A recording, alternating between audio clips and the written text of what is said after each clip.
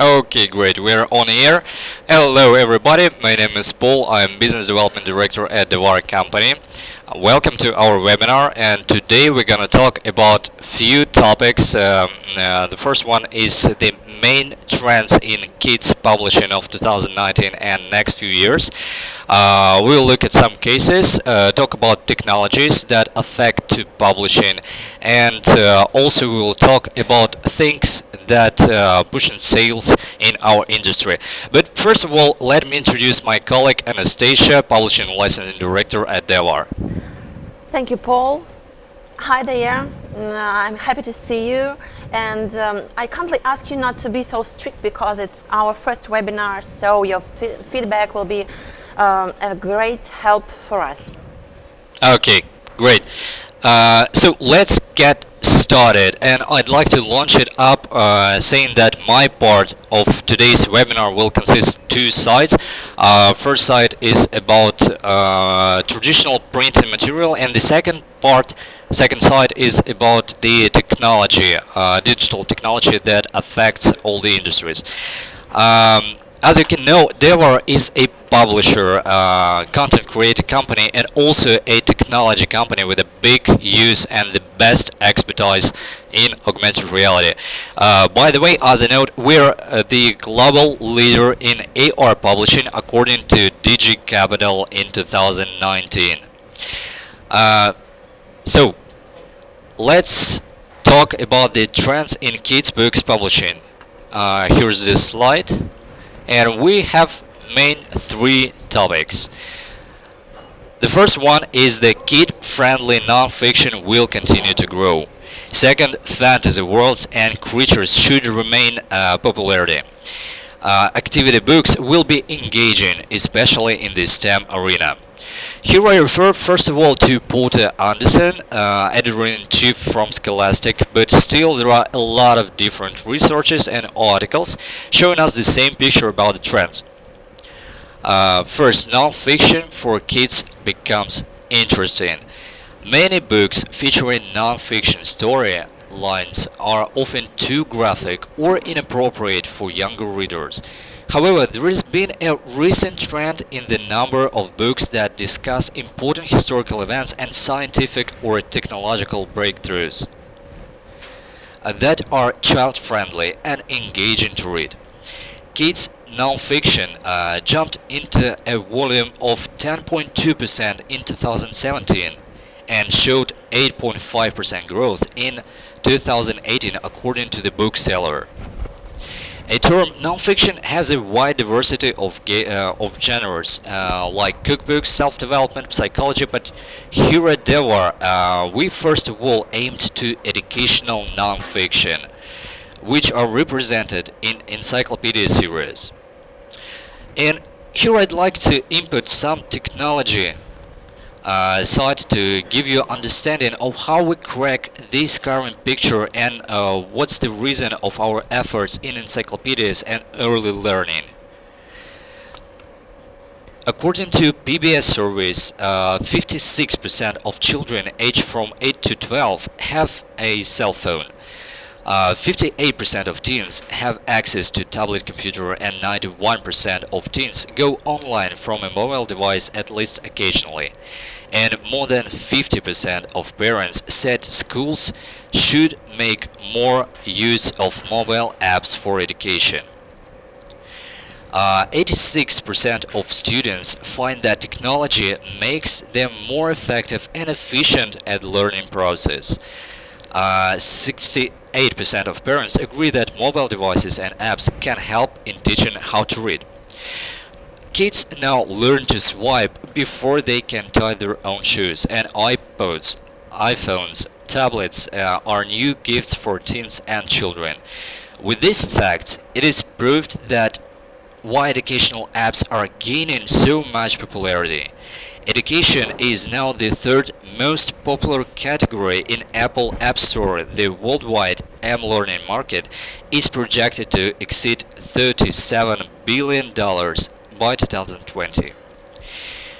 Everyone engaged in the educational process understands that M-learning apps become more and more useful for children, teens, and also for parents. And this is the reason why parents now are really willing to support their children in the learning process using different ways. And of course, they put a stake to educational printed books. So, according to our in-house statistics, on an educational series is the best-selling category of titles for the last 2 years, and it's proven in almost 40 countries. Moreover, we suppose that we found the perfect balance between printed material and educational app engaged with mobile device as an AR encyclopedia that features allowing children to have all benefits of both digital and printed. So let me show you how it works. We just point the camera on the Triceratops. Alright. Okay. And we can see it now. We can't hear it. It has fast effects, but there is no sign to online. So this is it. This is a fusion of printed material and AR technology and educational app, which is Devar at the moment. You can see the 3D model and different ways to interact with it. So for example, we just can control it simply,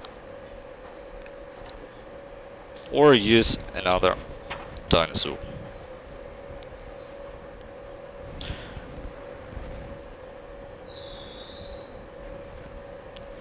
The Tyrannosaur. And we have a few features here. We can feed it. We can see a brief information about the dinosaur, where it lived, and what was the sizes. So, for example, here's the brief information, and also the comparison with the object from our world, from our age, and the feature of how to feed the dinosaur. Okay. This is just a part of content that I wanted to show you regarding the non-fiction here, and we can move forward to the second topic. The second trend of kids books is the fantasy worlds and creatures that continue to delight. Children have always loved the wonder of magic worlds different from their own. Comics and superheroes allow kids to think about what it would be like to have special powers or save humans from the bad guys. The popularity of fantasy isn't going anywhere either. The fantasy genre is what kids usually remember most after they grow up and move on to the different genres that interest them. Who doesn't remember the Spider-Man swinging from New York skyscrapers and saving innocent citizens, for example? The fantasy creatures have strong popularity, and it's not needed to prove. We all know My Little Pony, Paw Patrol, Transformers, and others, so they will remain popular and trendy. The fantasy creatures have strong popularity. Imagination worlds is extremely important for children of all times, and they only think that differs one book from another is the way of delivery of the story. The most popular way to interact with the fantasy worlds is a game, not just video, not printed material and the app. It's a mostly game. And we think that if we find a way to add a gamification, it will be obvious the best way to attract young audience to this. And I'd like to fuse this topic with the next one, hands-on activities. Creativity has become an almost sacred word when it comes to teaching children in their formative years to be creators as well as students. Activity books feature exercises and puzzles that force youngsters to work their way through with a little more than their intellect and their fun tools. These books allow kids to put on their archaeologist hats and search for fossils, for example, as it showed in the dinosaur encyclopedia, or they can cook up crazy experiments in the kitchen and develop a love of science. All of these things could be done with AR literally. The call to educate children about STEM related activities grows, and as a result, more book titles will feature special coding activities, scientific experiments, and more. Many books will be paired with popular characters and franchises to attract more readers to the world of STEM. So, what I'm saying that AR gives a new level of interaction, track of the learning process, interactive quests and puzzles that allow kids to avoid this pen and paper way to complete and check the puzzle, and as a result use it again and again. Um, and the last part of my presentation is technology impact. Digital technologies boost learning. Another trend in children's publishing is that more content for children is delivered across different platforms, including print, audio, and digital. Researchers have found that children retain more and achieve higher levels of comprehension when reading printed books compared to reading a book on a tablet. Another growing format for children is audiobooks. Children love listening to their favorite stories, and the educational benefits from audiobooks are numerous, especially for their reluctant readers. Listening to stories aloud encourages visualization and promotes imagination. Using both formats, print and audio, helps children recognize and link words while developing vocabulary. Ultimately, helping children enjoy and love reading is the superior goal, regardless of the format.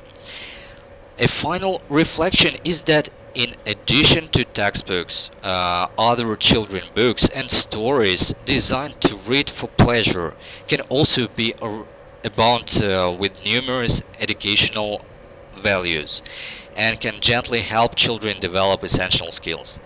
Digital formats, including interactive stories and apps, enable a wide range of auditory and sensory experiences and can be highly engaging. They can facilitate and tailor learning and provide feedback in ways a printed book cannot. When I say cannot, I mean until now. Because with AR facilities, we can gather all the benefits of different formats and create a bridge for modern kids between our printed and digital technologies. As a resume, there are three main trends of next few years in kids publishing: non-fiction, STEM, and fantasy creatures. And following these trends, we are asking publisher to remember about needs and habits of modern generations of kids and add truly valuable interactions to the books, and keep in mind global trends that affect everything, including publishing business. I think this final part and word goes to my colleague Anastasia. Thank you, Paul. It was really amazing. A lot of new information. So we've just learned the main trends of the publishing market of children publishing, and we've learned that the diversity of publishing market is one of its distinctive features. So because the interest of readers may change, so it's normal for this publishing segment. Right. As it was also told by Paul, tech-friendly products are on the rise, and in my personal opinion, it's not because of the changes in the interest of children, but because it responds to the portrait of today's children and to the portrait of today's society as well. As you know, we've become a visual society. It was first noted by John Mitchell. This means that we are less and less impacted by the printed word, and it's becoming more difficult for us to get us concentrated by a printed word that I have in my laptop, for example. So we are also overloaded by the information, and we are quite persistent towards it. That's why Brain scientists and professors in learning are most of all anxious about this fact, and because they have to understand how to teach this new generation. And they came to conclusion that only combination of tactile and visual learning can be a success. The recent researches into learning and memory has found that simply reading information is not the best way to learn. It's important to take an active role in making sense of the information, and regardless of how information might be presented, it can be written, it can be verbal, images, films, it's important that children or students actively engage with the content, as this will lead to better learning and remembering. But how can readers interact with the book? And we are going to show you. Then I need that slide once again.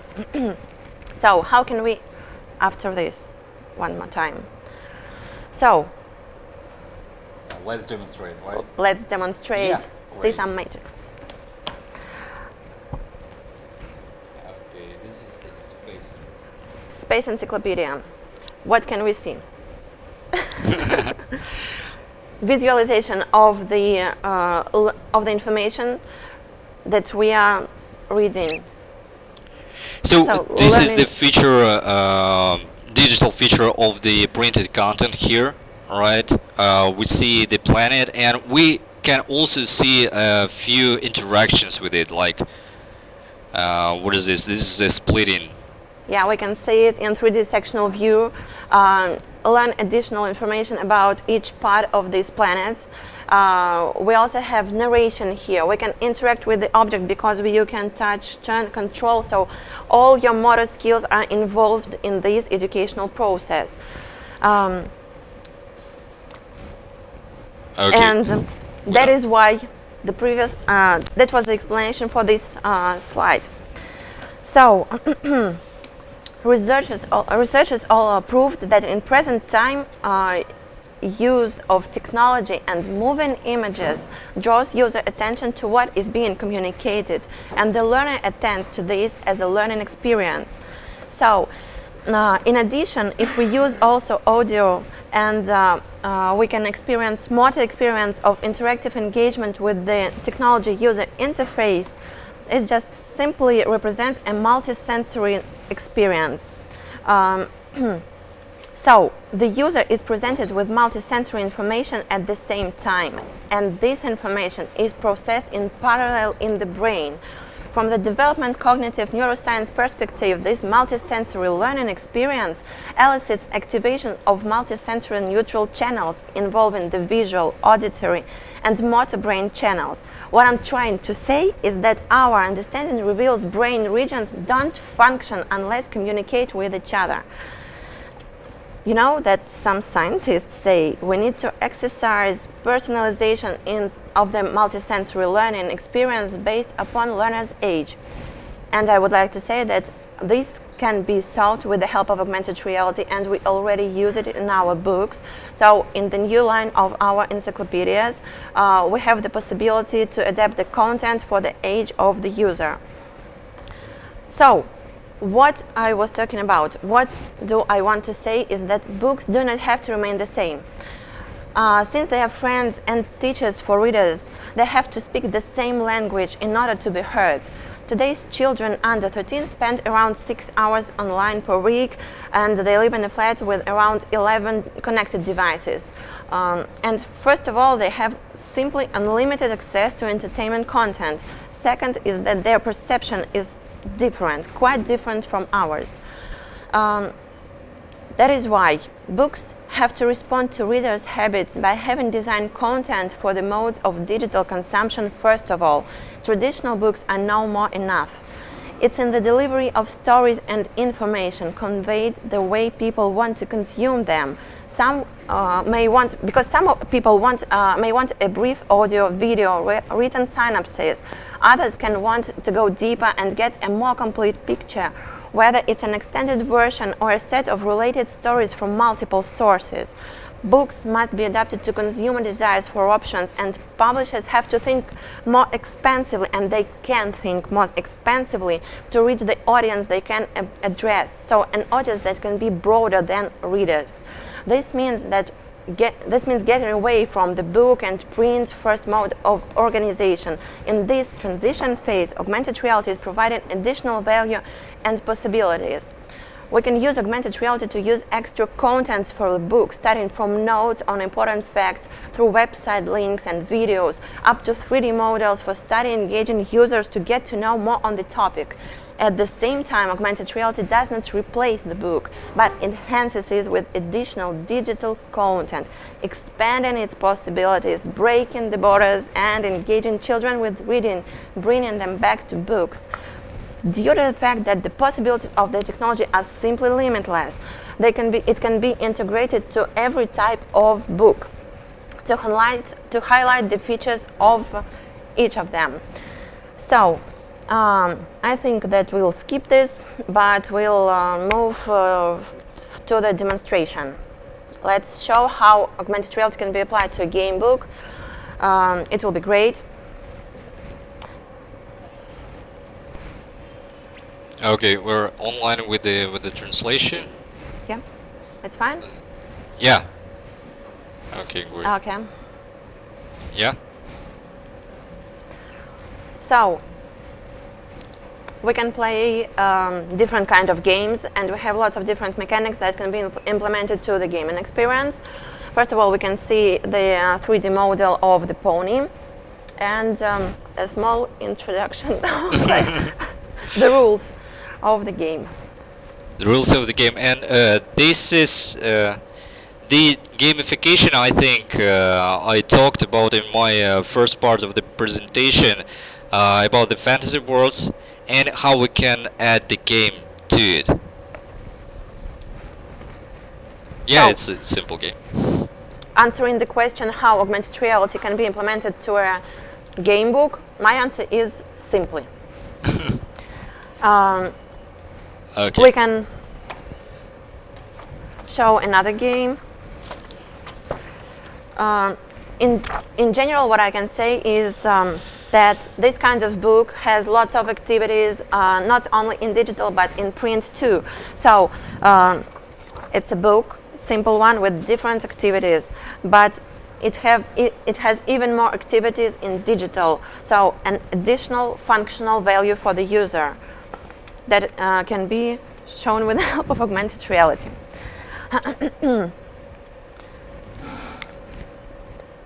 Okay. Okay. Yes, we're on. And this is the second game, I think, with my favorite ponies. So if you can see, the activities are always different, so it's never get boring. Yeah, I'm not really good at this. I'm good, but I'm not going to help you. And talking about fiction, you were talking about fiction. Yes, the fantasy worlds. Fantasy world. I think that this kind of content also can be applied. I'm going to show another picture, another page from this book. Can we have the demonstration, please? Yeah. So, for example, here we can access the room of our favorite character, and also it's not just a simple visualization. This room is interactive, so we can learn additional information about the character of our favorite pony. And at the same time, so we can access every fantasy world in the world. Yes, and every fantasy universe, just the simplify and simply in this way. Since we have lots of different types of books in our publishing market, children books can be also represented in a format of coloring books. Augmented reality can be applied to this type of technology as well. So the main feature is that the child can color the image, and the image will come to life in the colors chosen by the child. So it's an effect of participation in the world around us, of personalization, and it has to be a 100% wow effect for children. And as I said, the creativity is just a sacred word when it comes to teaching. Can I just draw something? Yeah, Finally. okay. Imagine it's colored. Okay, and we will. I'm good in coloring, yes? Yes, perfect. But I should practice more, that's for sure. Okay. There's not enough light, I think, here. Выше. I'm trying. So, okay.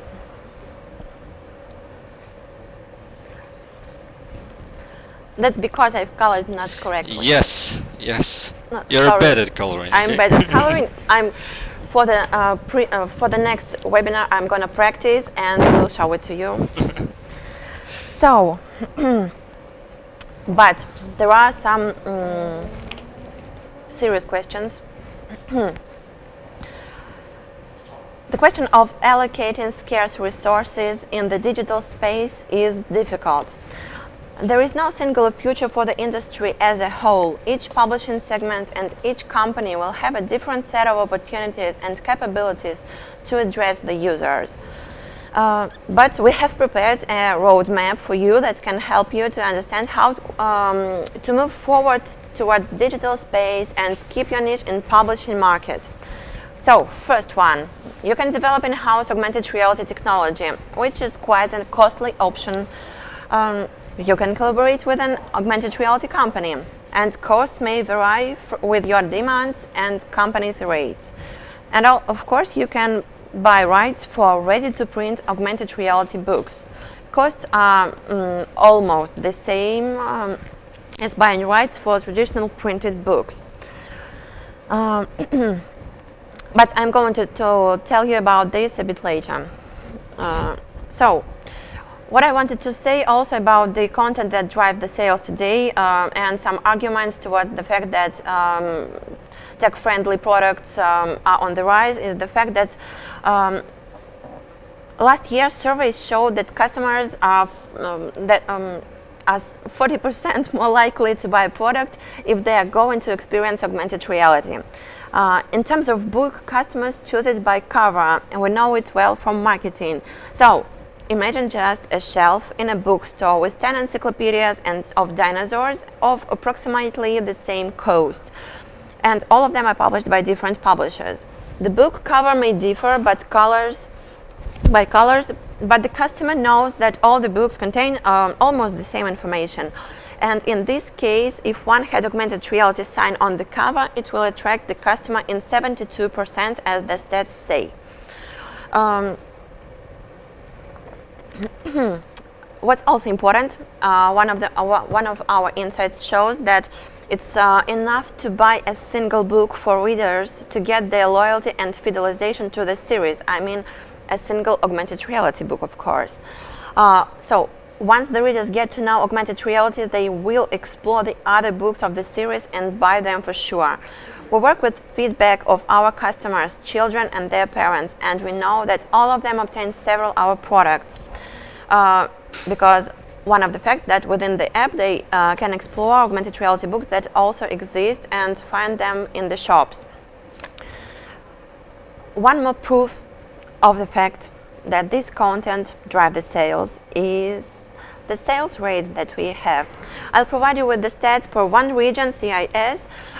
So not to overload you with information, I remember that we live in an overloaded with the information society. So here you can see some of our encyclopedias, which has become our bestsellers. In one year we've sold, so let's begin with the dinosaurs, with 127,000 copies sold in 1 year. Do you know any similar titles printed in one single region in this with this print run and sold with these quantities. Moreover, I can tell you that Underwater World and the Micro World Encyclopedia were launched especially for the Frankfurt Fair, and so in just half a year, so 6 months, they were sold in almost 50,000 copies. So, this book, these books, sorry, I'm a bit lost. What I'm going to say, what I was talking about. I promised you, I remember, I promised you to tell you more about the prices on the augmented reality book, on the rights, etc. And I'm going to proceed with this information further. So, first of all, there exists a popular myth that augmented reality book is a very expensive product. And let's figure out. First of all, you know that creating a book is always very expensive. So we can see how much does it cost to make a book. There are lots of numbers for proofreading because a new book is always a new product that has to be created, acquired, developed, reworked, designed, redesigned perhaps, produced, named, manufactured, packaged, priced, introduced, marketed, warehoused, and finally sold, only finally sold.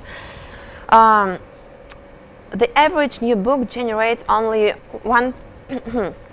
100,000 to 200,000 in sales, and they need to cover all of these expenses. So there are only small amounts available for each area of expense. This more than anything limits how much publishers can invest in any one new book and in its marketing campaign. So, in general, what we can see, and I have a calculator, so I can tell you that it will cost you around $80,000 to create a new book. But due to the fact that book is a mass product, the companies experts in book creation can sell you rights and save your money. Moreover, you can choose the best content in regard with its sales on the market in the other countries. So, if we talk about augmented reality books, we've become the only company that succeeded to create mass product from augmented reality book. Earlier on the market, we could meet only some small one-time stories, and now we can provide you with proven statistics on sales and with cost for ready-to-print augmented reality book highly competitive with rights for traditional books, as our pricing point starts from $1,000 for the title that is sold in CIS region for 127,000 copies. What would you say about this? Is augmented reality book still an expensive thing? Okay, I think we all agree that augmented reality books are not expensive, that we have learned about the main trends today, about the multisensory education and perception for the modern generation, for our main and most valuable clients, for kids. And I think this is all for today. Thank you very much for your attention. If you have any questions, please email us or put it on the chat. And also, if you want to highlight some topics with us, I think it will be digital printing mostly. So please contact us and we'll make another webinar. Thank you very much. Yes, we have lots of content that we can share, lots of insights, and we will be happy to share this information with you in the next webinars. So thank you for your time. Okay, thank you for your time. Thank you. Bye. Bye.